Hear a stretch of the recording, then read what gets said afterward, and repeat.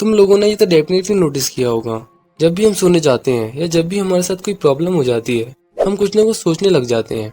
मेरे साथ ऐसा क्यों हुआ, मैंने उससे ऐसा क्यों बोला, और अगर मैं उससे ऐसा बोलता या उसके साथ ऐसा करता तो ज़्यादा अच्छा होता, वगैरह वगैरह। तो यही होता है over thinking. But have you ever asked why we over think? Is it actually a problem और नॉट?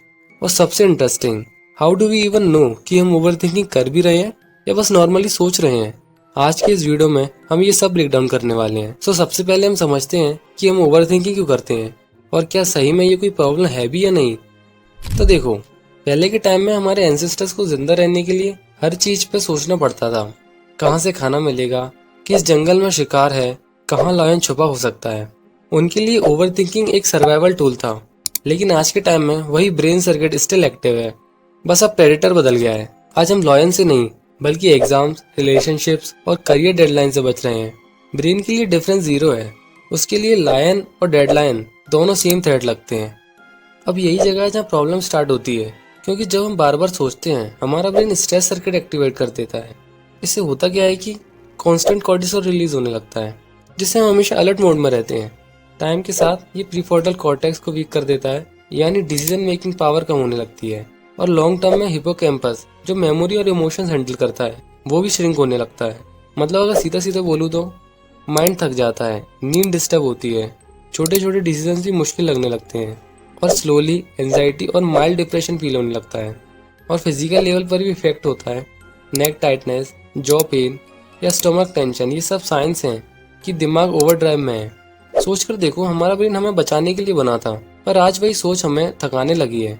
ओवरथिंकिंग एक फॉल्ट नहीं, बस एक आउटडेटेड सर्वाइवल सिस्टम है, जिसे अब हमें अपग्रेड करना है अपने पीस के लिए।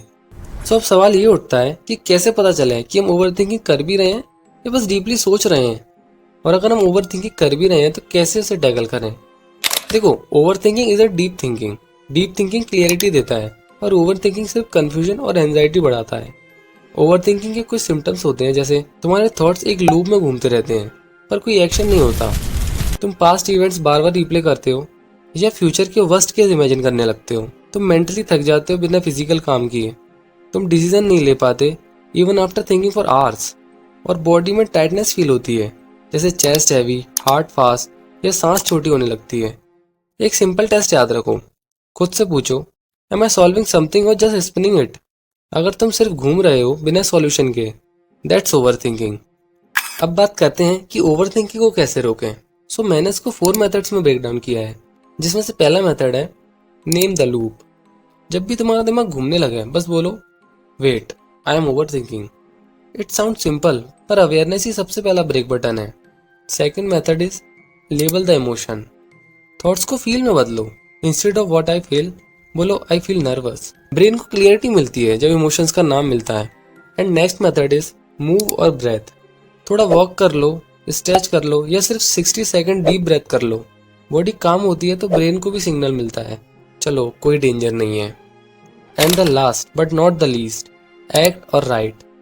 या तो कुछ छोटा सा एक्शन कर लो या सब पेपर पर लिख दो। पेपर पर लिखना थॉट्स को दिमाग से बाहर निकाल देता है और वही मेंटल पीस को स्टार्ट करता है। रिमेंबर, ओवर थिंकिंग साइलेंस से नहीं रुकता, अवेयरनेस प्लस एक्शन से रुकता है। और जब तुम अपने थॉट्स को ऑब्जर्व करना शुरू कर दोगे, तब तुम उनके स्लेव नहीं उनके मास्टर बन जाओगे। नाउ अगर तुम यहाँ तक आ गए हो तो कमेंट्स करके जरूर बताना कि तुम्हें कौन सा मेथड सबसे बेस्ट लगा। और अगर तुम अपना कोई मेथड कमेंट करना चाहते हो तो वो भी कमेंट कर देना। ऑल्सो अगर तुम अपनी लाइफ में कम्प्लीटली लॉस फील कर रहे हो तो स्क्रीन पर शो हो रही वीडियो पर क्लिक कर सकते हो। एंड हाँ, मैं तुम्हें वहीं मिलूंगा।